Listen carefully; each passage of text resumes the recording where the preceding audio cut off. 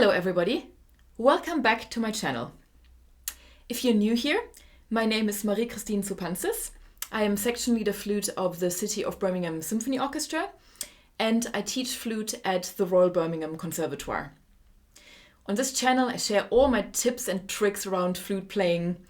Some videos might also be very helpful for other musicians who don't play the flute.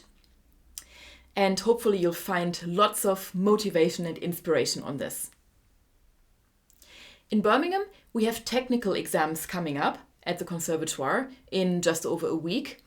So I thought this might be a really good time to talk about mindset. Do you ever feel that although you practice a lot, when it comes to the performance, you always fall short of your goals?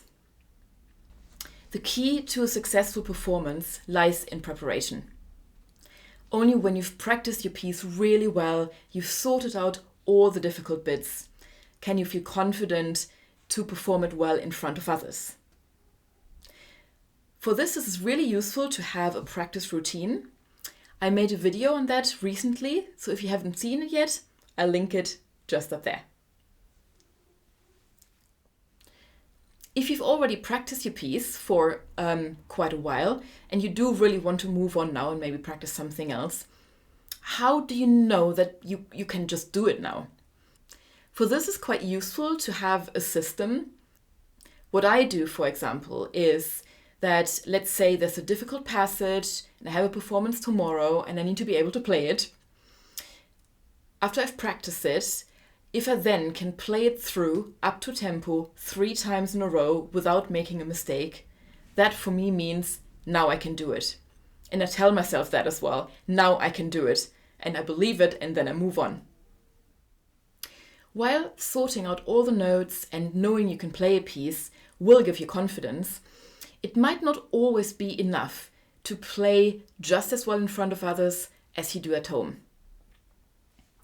If you've ever watched a football match, for example, sometimes you see a team and they score a lot and all the passes are brilliant and they seem to be just flying over the football field. On another day, the same team seems to have 2 left feet.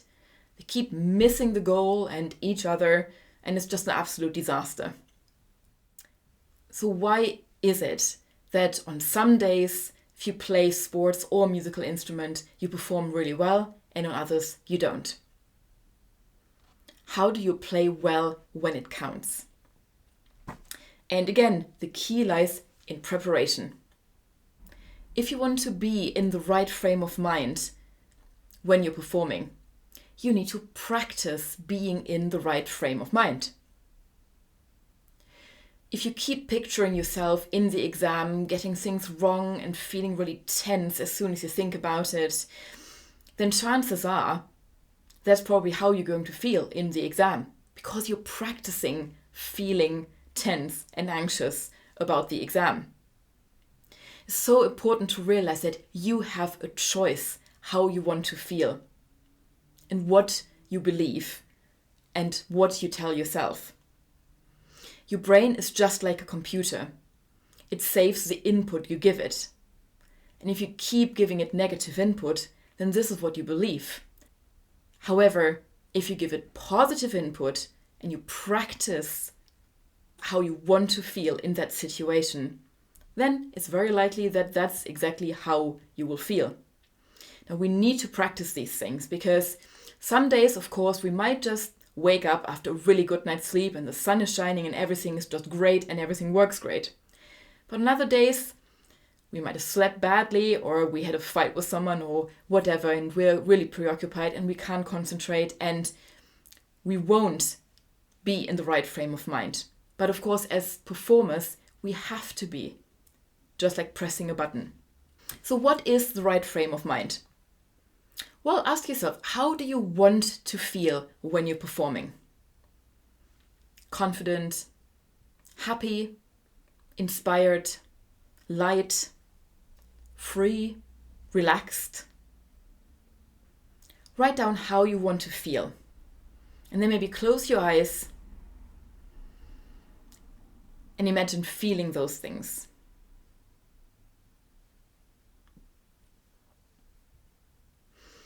Perhaps there is a performance in the past where you felt really on top of your game and you felt like this. You felt relaxed and like you could do no wrong. Try and go back to that performance.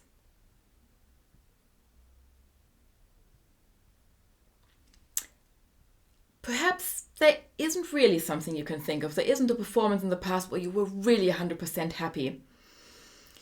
But you still want to find these emotions. Now, what other skill do you have? It might be that you're really good at maths.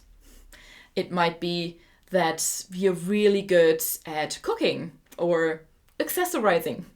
No matter what it is, no matter how silly it is, I'm sure there's something that you think you're really good at.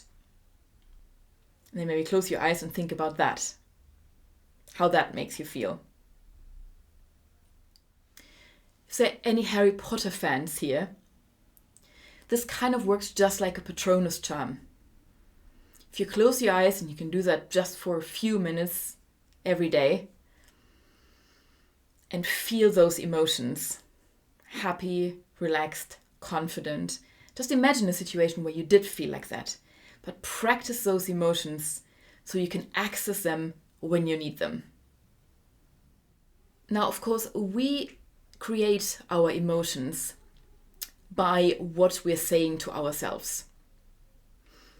Next time you're practicing or you're thinking about the exam, listen in to what goes on in the background there in your brain, the certain beliefs you have about your playing. And they might be positive, and then this is great, and you might not actually need any help in this area at all. However, if there are any thoughts like, oh God, I'm just not very good, or I'm just really bad at exams, or what if something goes wrong? Any of those really unhelpful things. Now, the more that you say these things to yourself, of course, the more they get ingrained in your brain and the more you believe them. But remember, you have a choice. It's your head. You can tell yourself whatever you want to tell yourself. It's your choice what you believe in. And this is how we get to the use of affirmations. What would be helpful? What would be really helpful to say to yourself to be a better performer? How about, I love playing the flute. I love music. I'm really good at this. I really look forward to this performance. It'll be amazing. I can do this. I love music. I feel light and happy and confident. I am really well prepared. I don't care what other people think of me. Could be anything like that. I would say write down up to 10 affirmations. And then, first thing in the morning, after you get up, say these affirmations to yourself. Say them 3 times. Ideally in front of a mirror, so you can look yourself in the eyes and really believe in what you're saying. Now, it might feel like a lie to yourself. It might be that if you've told yourself for weeks or months or years even that you're just not very good, then telling yourself once, I am an amazing flute player, is not necessarily going to be enough. It's about rewiring your brain, and that will take more than one time. So I would recommend repeating these affirmations every morning, maybe even also in the evening before you go to bed. And then see how you feel after a week. Because these things, just like with any other practice, need repetition. Now, sometimes we might be in such a negative state that we feel it's just impossible to change the thoughts. If you're in a sort of vicious circle of telling yourself that, something might have been going wrong when you're practicing and you just, I just can't do this. And telling yourself, I can, in that moment really just doesn't work. Then my tip for that would be to change your posture. Now, your posture and your thoughts are linked to each other. If you keep telling yourself negative things, odds are that you're probably quite hunched and you might even be looking down. On the other hand, if you feel very confident, you're probably standing upright and looking straight ahead. Now, by changing your posture, you can break those negative states. So if you're in a slightly negative state, lift your chest and look straight ahead rather than down.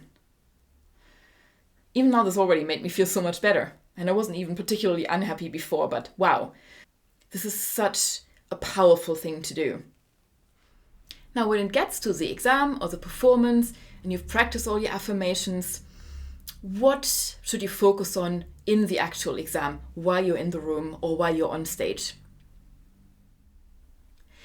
The key to any successful performance is your inspiration, your communication, owning the piece that you're playing.